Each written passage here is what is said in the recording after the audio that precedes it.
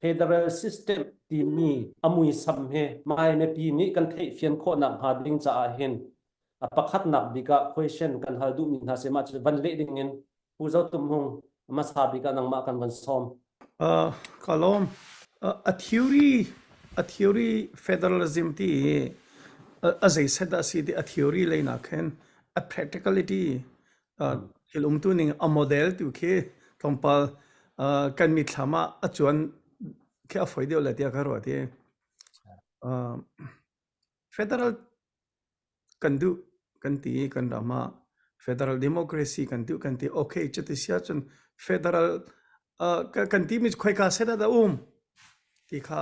zok hau e khana a model kha zo e senain kan ma le kan context ning tu kha cho zo ve cha hau ha ta chun na federal kan ti mi chu india rama si kan ma kanum na us si ta chun na canada he ta chun ko se pathum he US ta vun zo ko se ke kum nak hi Howard County ase county system economy kan county tanga hin khua hi khuleni rong kanum kho zai ta kanum fiang ta ka thela kan county he atampa khora leng kanum e Maryland state mi county federal county mi chu atu White House ko US achoza pi ni constitution angai Maryland state ni constitution kan ngai ti ni a kan ma kan county executive ti kan ti atu county akan ok tu he county executive ka chho ni ama he zom bia kan roi kan county ni hin constitution ti kan di lo charter ti mi kan ngai kha khata kan fyang te ko federal ase state ni constitution kan ngai chon county kan ngai county ne charter kan ngai I training te kha di ko I chon adang tu kha cho county selong mi atua kan ni Baltimore tu kha cho city kha city training kha dang te ve ta chon na ka atu Dallas asia Indianapolis asia New York asia Washington DC khupi kha I training kha dang te khum ve kha a model kha chia di ko a model chia di ko e zo ok pakhat mi tu cho ani kan county hi kan Howard County a hen mi phun kan tampi ve Asian zong anum kan Asian man hen kalan chon taluga Korean Vietnam pol kan ma Chin khataken kan ni chodi na khataken mi phun based song kan silo whole based song kan silo khataken kan ti di ko na cho model pakhat hi karwate ka ta chun na ka ke sakain tang he ti bandol zong ke Dr. Odin la zong nang ke ka tampi ka arwat ve min si ke ni cho ngai khamu e sakain tang na ken voi kha workshop kan dak to pi bal vai kha u sanyun lun kha na thai kol SNL kha se ama kha ama he khan workshop kan dak to tin hai chelio ha chan kami thamar chong mi zo hi kan ma Howard County se county system ta chuna kalemi wa kin kan cho din ha chumo chon zo tu sala model pakhat mi cho model ki Europe lei he a khatnga ngai mi ta garo mi model India atu kanma kan pong te mi Mara Autonomous District Council le lai Autonomous District Council ke se ki ani ki Mizoram state ani dan nak pakhat cho an hol le an culture based pakhan adang te in khana ki andir ve chucha federalism democracy kan ti mi cho bottom up asi ko we khote in county in selawa khopi in khatakhin state avakali state in federal vakal aba pi ro tu cho ki power sharing kha federal ze banduk power dai chon state da ze power da lai kha power kha ani sharing mi kha abapi power sharing bapi bantogen power sharing te mi cho anol nge na kha division of power kha si hoi power kha ni thena hau cho tax hi example pe to aning lo ta cho na kan county level ni hin property tax hi kan county na lak chamo kha tax kha kan alak akan to ko ke kan ma kan county e siang in hei te ban to sizung ti baka vatu ave cho chon ta chon na pele ne hin kan county pele kan ngei chon kam khale lam ti ale county level lam umi Maryland state level lam umi federal lam pi ke 95 pc hoi cho kaban to khasi chon residual power te mi ome ke ko holin chon chuyên giản dễ để doctor ding mà kha kap residual power mri cho za chen federal in atlang pin chon foreign affairs he de man to defense he de man to ka fatwa de we chon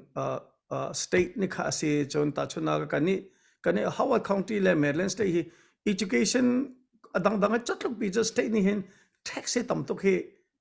akan pe lo chu cha taxation arak be pi ngai tia karwat matsi ta chuna ka education kongsia transportation kongsia khavial te kha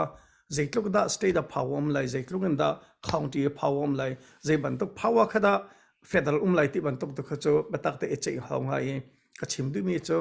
atlang pi in chon ke khwa county state ke federal ti kha o umdi atu kan ni atu ra kap uknak tanga hin chon state constitution zong umlo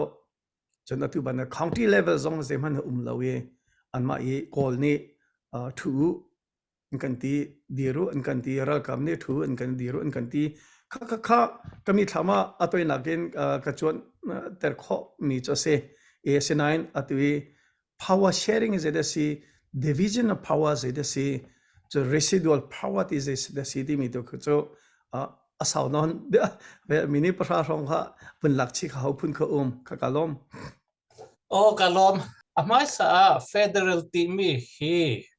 iten teknak silowin mi phundang pi culture hol adang pi pol kha biaknak adang zong ram pakhata state pakhata zong se ram pakhata zaitinda tha ngain rual remte in kan kho lai timi ke federal system federalism chu si in ka thei chon definition chon central federal bahu achouza kan ti lai chu le local government state division county te na tiang in power sharing mitu puzo tum hung de chim ban to khan rual remte in the pi thong senit silo in power sharing tha ngai in rual remte in zaitin da kan umlai ti mi kha federalism federal system to asi in ka thei leilung tu na hen ram zani le pakhat ram zani le pani ram tampi kan e federal system hi ram in federal lo i kho lo ram hi tampi ve ta Chimnak ka mitua kan chimchang India te na India ke amirang kutin lulat di an nga lewa ram zaruk le som thum an se prince ram te so bua poli ram zaruk le som thum chu hol zong ati banglo tua kin official language kul le ruka India ken mu khaban tukin official language lo language zong tampi ri India rama chun khatleya khin zong khi pathian bantukin an bia khatleya zong sa an khatlama cho changpi khi pathian bantukin an bia khatlama cho kha an that an ma bantuk ram zaruk le som thum tha ngai kho nak ding chu constitution tha ngai an tle federal de in an kal ma lo nga khan ram pakhati kho mi an se so bantuk thiam in rampakhat ke history la zo a how American ram to USA kan timi zong ke thong khat za sari le som sari paruk July thani lia independent an China khaliawa khan amai sa chen United Colonies of America mo kan ti lai United States of America mo kan amin kan ngai lai te a colony chu a tha de lo states kan tila anti state lei thum ni khan an royal rem ngai in an rak to mi cha federal system in an kal so ban tok thiam in a cheu khat ram chu federal system a how lo mi zong khi an kavakal nak rampani khi ka hi chimlai South Korea te na South Korea chu Korea mi phun si an si di hol pakhat long an si biak na ka chun krifa Buddhist an tampinan khale khan an buai lo chu cha chun federal khi an her tuk lo kan tilai chu khi by camera parliament zom khi pakhat long an chia ko a thet lut do out lut do lo in mo so ban tuk thiam in Ireland ram hi kavapan Ireland zong andi lakin Irish an sidi zon biak na ka zong Catholic Roman Catholic kha 90% an sit cha an ni cha chun federal kha a haulo I ken county bantuk khi an I rual ramte an ko so bantuk kan zo tika kan ni kolram Burma te na chu federal hi kan her me se kan tuan bia zong kan thei bantuk in 1947 February ni ni panglong agreement long in Union of Burma kan serme ase khala na kol tanga kol ukna ka chin mi kan ballo kol sal kan si ballo mo federated shan state jong tu bang thiam mirang ni jong titan in ministerial Burma achat ballo mi kachin jong kan si mo kha chin kachin shan le ministerial Burma asilawa proper Burma kha ong san ni kusa piu in panglong agreement long Union of Burma kan raklut mi ase chu cha chun federal kha kan her mi ase kan hol zong adang chin le kasian adang chu cha chun minung India he USA ta thima chun minung population chu kan tlom ngai na in Burma chu federal bak how me ti kha afiang ko federal lo cha tu tiang en kan buai nak kha se chu cha rampak khat rual remte kan khonak ding chu federal kha si ti kha nangan do level asi se lo se biat atoi na gen ka chimlai nangan do level long silo in local government tiang in long khi federal chu kan her me se Chin state, Chin land zong kan zo tika, Chin land chunga khin common language pakhat long mi kan siri lo tu tiang in chu cha chun cái zoom ninga chun Burma ram khin nangan do level in federal kan help bantukin Chin land zonga khin federal pungsan dewin kan ni hruai hi abepi tu kriin ka mu chu kan future zong khi mak khat tha ngai kan rot ting ase zon federal kan ti local government kha but right ase muya pa akhon ji kha ase zon rami uknak lawi lungrual te khonak kha federal ase cha ma hi chu kan herme se khwa kan ro atha big in Chinland zong kan sera hau Union of Burma zong chu kan sera hau te mi kha kamu ning ase kalom se kailon atunai kan ulem ban chimi ka thanga ngai ke ma zong a theory le ve te pol kal lo in zaitin thate mit lei tu khen kabang kal ve ko lai menung na ni hen fundamental right kan ngai mi na hi kan zo sia thong khat zakwa somli le kumriat universal human right declaration freedom of right te mi kan ngai mi chimnak kha article number 1 per chunga khan atling di de Oro da kati ma ka kamanung via ten hani zaitin da kan ngai kholai zaitin da lot ngai in kan nun pi kholai kan nun pi kholai ti mi sidu tha chiu si chu sidu tha chiu mi atlin khonak ding cha chun manung pakhat long ni to khoslon kan ma long an to kho asilo tika abuin tu haw chu abui tu anak ding a chun zaitin da kan hlotlin kholai zaiban tu buda kan to lai ti mi he political ideology lay in chun nak la munak chung ka number 1 a haw number pan hi naka a haw mi chu method zaiban tuk phung inda kana hruai kana zo khena atha lai te mi hi a haw mi se atutana kan ni kan ulala kan palan ha ni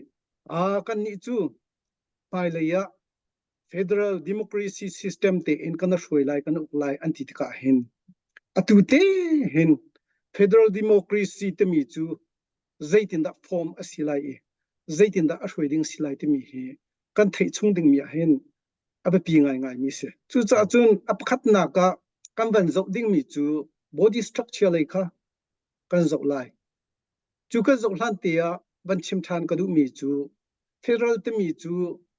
ตุนายกติบันตุกันตั้มปีค่ะอี cooperative federalism ที่บันตุ collaborations federalism ที่บันตุcompetitive federalism ที่บันตุ joint federalism ที่บันตุจงกันพุ่นมีอาศัยขับบันตุเลยกันกัลโลเคน basic principle เลยทุกกันกัลโกไลจู่ federal principleไอติมนักบิกเล่หูนิ่งสิบิกมีจู่ diverse society ก็ที่ไลจู่ community culture อาศัยมีนะจวนรัวนักดังหูนิ่งดังซุ่มนิ่งดังอาศัยมีนะจวน region อดังดังมีเวียเตนานี่ common interest อันในนักจงใจดินดะมุนขดาเรียนกันตวนที่โคไลกันเรียนที่โคไลแต่มีตัวนักมุนมาเตะเคอาศัยตอนนักเรียนตวนที่โคนะข้าอักเห็นอัฐบีเดีย federal ฮีอันที่มีกษัตริย์จู่ federal ที่มีจงอาจุน federal ปกฮีอัฐดีโมเดียจุน federal ปกจงอัฐดีมีข้าสเต็งไฮโลใจจากกันที่เสียจุนรัสเซียที่ปนหาจงกับ federal สักวีอันนี้ community ในฟิมิสโคสมุอินเดียที่กันจะเสียจุน democracy อามาคีfederal democracy บรรทุกนักกันรวมเป็นหลายอัสเลมแล้วใจจากอัน structure ลองแค่นี้คีอันนั้นช่วยนักอัน structure ลองแค่ federal อาศัยอันพุ่งอันลำอันนั้นช่วยหนึ่งตักจู่ federal สติแล้ว federal democracy สติแล้วใจจากอันนี้จู่ unitary กันที่ไล่จู่คี system มันไอช่วยมีกันเสียอันชั่วบ่าวไงเว้อประคัดนักเลยกันบรรจุดิ่งมีจู่ข้าพุยสิปุ่งเลยกันบรรจุเสียจุน federal เจ้าจะอัช่วยนักอันจุนเจ้าจะอดอกที่atomic ปันนี่เตตลคุ้มหา center เจ้าจะอะไร state เจ้าจะกันที่ไล่มั้งปันนี่จงเลยชิมก็สีหาวค่ะกัน local เจ้าจะที่ยังกันที่ไล่มั้งแต่ขันมั้งค่ะ structure อักลิ่งดิ่งมีกันเสีย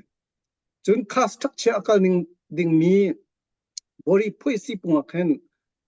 อัตลามจิงข้อนักดิ่งเรียนตัวนสิข้อนักดิ่งตัวเห็นจนดังโพลกันไอโลวิโกยีตัวกันเราเรียกข้อนักดิ่งจากกันเจ้าจะวันตัวนักตัวกันจน branch ขับปฐุมกันใจบรรทุกเจ้าจะมันกันตามเดียวจุดตัวสิค่ะ legislature โพลและจน executive และจน judiciary branch เดียปฐุมกัน10อันสิค่ะข้า branch ปฐุมกันเราเรียกนักตัวสิจนเมธอดช่วยนักเลยก็ที่ไล่จะพุ่งเลยกันจบทันเสียจนเมธอดที่เป็นที่10 ข้อสิใจจากกันที่เสียจน first method จนใจดินดาขาเรียนตวนตุนนาเรียนเป็กหนึ่งคิดหนึ่งที่มีข้อสิอับปีง่ายใจจากที่จน democracy ข้ากันนี่กันนั่นแหละมีสิทธิ์กันจน democracy ที่มีจู่ by the people for the people ที่ข้าสกตัวนักกันชิมเสียจน by the people for the people ที่มีจู่กันมาจ้ากันมานี่ตัวดิ่งที่มีบรรทุกสิกันมาจะเต้นกันอุกไลที่มีข้าสกกันมาเต้นกันจวนไลกันมาเต้นกันอุกไลที่มีข้าสกจู่จ้ากันมาเต้นกันอุกดิ่งมีกันมาเต้นจวนดิ่งมีกันซาปีนี่ขี้กากันเรียนวัตถุนข้อสิเลวจ้ากันเรียนจวนตัวดิ่งนาค่ะกันมานี่เรียนกันจวนดิ่งมีจ้ากันกันมาไอโอเรียนจวนตัวดิ่งนาทิมค่ะสถานไว้จะจู่หนึ่งจังเต้นทิมข้าสิดังพุ่นหาจนอับนากันจะเสียจนทุกนี้ได้ที่พุ่นหากันจะเสียจนหนึ่งจังเต็นทิมข้า MP จนสปอนเซอร์ที่พุ่นหนึ่งจังทิมเราจะปั้นแม่ Prime Minister โนเมตตัว Governor General ปั้นแม่เป็นคนหาจน Thailand ที่พุ่นหากัน25 สนิทอันนี้คิดพอคือ Royal Military นี่ปั้นแม่เป็นคนหาจนแม่ปีนี้ทีมมิสเราจะมั่งจู่จ้าจนข้าเรียนเป็กหนึ่งจงข้าอาจิจิตุก number 1จะจู่หมายเลขกันกัลดิ่งมีปัญหาหนักใจได้สิทธิ์จนเรียนเป็กเมธอดกันเรียนเป็กหนึ่งลงและเรียนคิดหนึ่งลงก็สโลว์อินปัญหาหนักจู่ใจตินดะกันน่าช่วยไล่ใจตินดะกันน่าจะเข็นไล่เต็มมีค่าสุดท้ายข้ากันน่าจะเข็นหนักดิ่งกันตุนายก็ที่มีบรรทุกเตะเข็นตุยlegislative ข้าขละจนexecutive branch และ judiciary ข้าอันนั้นฐานีอีกคือการโซนกันป่าวข้าใจท่า regulation itu ubdi mu policy ta tin atu Malaysia da kan dozi tin da timi chutir nak bil te kan tu di executive ni alho kin nak ding implementing atu alo mu song phoi kan dilai chu I kha alo mu song phoi ni arian tun ning ading ma man mau ubdi pyo nani antu aning in simin sikaning ten ubdi ning ten la tu ading tining atu mo temi kha judiciary amma an kan tha ten fel ten anzo tha o kha kha ashoi ning ding le akal ning ding mi ase khatna achun abodi structure le ame top ding mi chu kha kha se ichu belte chu hikale ahin power sharing nak le kong power share to nak le kong han kam ban zok than asisi achun zero atha federal kan hek tina kha kha khan afian bik nak chu se chu power share kan to nak chu kan ma ten kan to kholo mi national level in common interest ka tilai chu bung achu chunga khan kha power sharing to federal khadir na khase upama zai thai lo kan ti sia chung nan ni kha US ta umina sitika number thai di lai thongka sari somsri kum khata atui pa siang lam kasman chuses pinia nu mu e kha khan boina rakam ma chuses pinia khan chu boina chu ra ronga khan achat ti rak tuktika stay ni tangka arak cho imi na kha alo tama le tama post na arak cho imi na kha ampe khoti lo tek zong ampe khoti lo am boi tuk cham stay cho zani le arian tu na akal pi kholo te ka revenue income atom te ka he ti acho na acho te ka chun ampe kholo te ka chun ambelai te pon ka ting ka ti lai chu an theory te pon ka chu na kha te ka kan anol lit nan du lon atu chi te ka boina acho hi civil word tiang kha fremplai frem nam put ka arak chu kan ti lai chu kha te ka state ni atai ti lo state cho zani kha te ka khan center cho za le he hal center cho za chu khalio khan confederation system ban tuk deu andakal asitika khen thazang anei lo ka ti lai chu center cho za kha thazang anei lo ka rakap thazang zong in phisin khona anei lo chowa zong in phisin khona anei lo ka je cho za pinik ka kha tingkhan sa experience ka batak ten arak lak kharung khan kha khan chu cha sun o tu he center cho za hi athong de in siding mi kha power sharing kan tu how hite te mi kha anlung hong choke atu federal lai hin 87 khan amana thengrok da kati 1787 khan makmu e amana then nu khan atu US constitution ke article number pali sections pli khan kan zau sia chun state pakhat la pakhat kara boina umsula se state pakhat chunga boina umsula se federal chawzani legislature ning te in aphisin lai ti se chu kha aphisin kholo su sia chun phungning ten aphisin kholo sia chun ati than mi chu executive power mang in aphisin lai ye ti kha state kha chan su lai bom lai ti kha se chu o khaban tuk te khen thil kha common interest ka ti lai chu kharung akhin kha hun kha power share nak ding chan khate kha andak to mi kha si chu cha chung khaban tu kham power share kha amban to e state ni hin atam de wa chu o federal chawza ni hin tam de akal pi mi pon ha chu defend het pon ha chun tang ka leite pon ha zonga kha money printing mu khaban tuk leite pon ha zong kha akal pi e chun interstate commerce leite pon zong kha akal pi kan ti lai chu chun national railway te pon ha he federal de sako snan hika kani da te pon ha chun federal chawza tang khan company ban tuk a form chan ama kha azau tar kan ti lai chu mo e khaban tuk khan power sharing te pon ha kha anatu anak asi kha anatu anak kha le federal chawza an hab nak central chawza an hab nak chu khaban tuk khen national level asami bung achu simi common interest asami kha ma ten to kholomi phishin nak ding cha khen kha hun ma cha khan to ami si timi te kha ban chim ka du e chun state via hen power sharing am ban to mi like ko an sharing an to mi tu chu tax sharing ase federal zongni alak be state zone provincial zone ni atu mi policy chun health and safety late law te pol hi sharing an tu mi kha sabe I chun national highway zone hi sharing state zone ni se by federal zone ni kalpi mi pol kha an se chun state a power state lay arian pol he chu criminal law kan tilai chu di ka chun kha pol khale law enforcement police te pol na mo khate pol na education lay he te pol na le traffic law he te ban tu pol na le driving license he te pol na chun US te pol defense force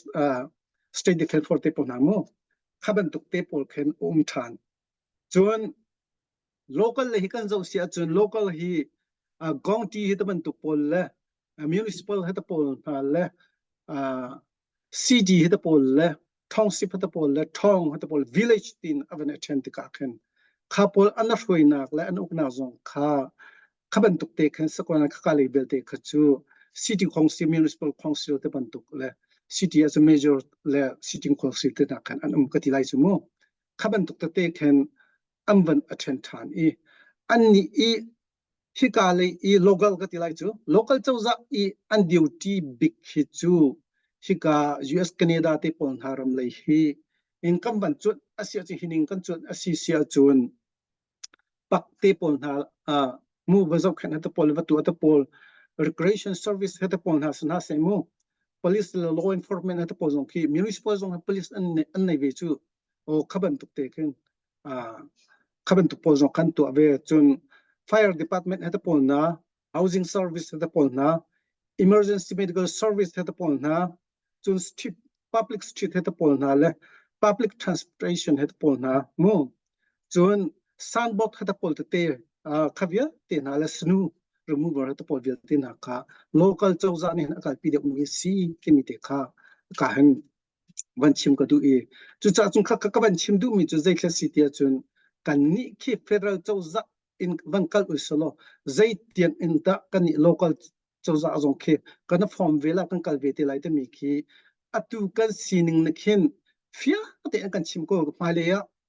atu kan sining te original kan ning le kan vai ning vel te ni khan akan hu sak ngai ko kan hak lai te kan ka tuak lem lo si khate ka chim kho mi chung ban se solo kai lo Tatuk se federalism kong kha kazon hen kan ulan kan tampin chimchang ko ke je te hin kro ning se phundang da kan vunkal ding la za pi ro na kha khat lo mo khaban tuk ka pundang dang cheu kan van chimu lama ka ngai ding ka tam de olai e America hen city chawza jong rin ko ton bal chang chu tu jong volunteer ko to federalism asining a that na kha tampi ka thai ve na te in koram cha chon a thain atu America bantok federal democracy kan ngai mi kai to pa te kan e kan mi phun kar lak zonga mandinga kan e za de uri wa te kai chu korwat zeruanga ti sia chon keima experience kan chim na la e lai tang a kan 2014 a kan ka wat longa tu Chin Christian University a kan volunteer marang cha la business law cha ka chim na ma a chun phojong klong pa poram Monday de ban tok pagan yang u dang chi de ban tok ka chun lai tang ha kha zo kan throk ba ko chikate batlon salo e kam hu mi je de si ti sia chon a system pi ko chaw za ok nak system pi kha a chet tok chang cha khan a min in chun democracy federal democracy de ban tok federalism de ban tok kan bun zonga khan minung kha kan rock tok chang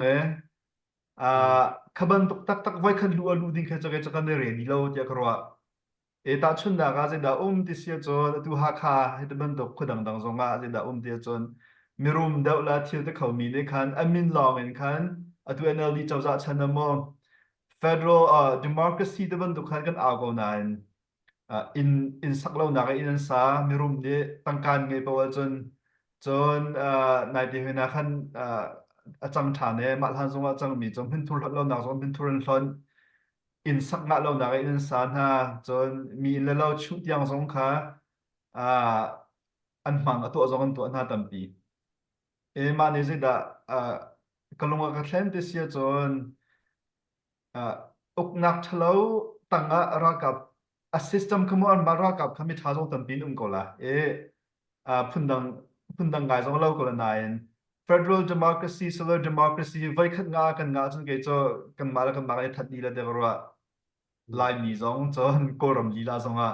ma cha chon du sa ten gradually ten ta chun da ting sing cho za chan dok tu mi na kha rak pe khom tha so thil thang ai sang ha de ke cho ro phundang an ro mi zo ko nan mo e zapi cho America lila zong se ko charian lo mi kan tam tok federalism la lim lo zong kan thai tha lo mo freedom tam tok kan nga a hen chil he ping palo na chak don lang mang America ram lila zong a khan nai te kan hu le kum lia boi nak ngan pi kan chok nik chomo ma to kan ram tha mi ma cha chon ke cho federalism he tha tok ka ko nain tlom pal te kan ram he a system pi kha kan dau e kan tai sia chon ke full federalism selo la kan ke democracy kha asakona tu Singapore style don to ka khen to pa te cho kan tla du sa de kan tha kan ram ke tuang la kha ke cho khat lai kro nak se se atha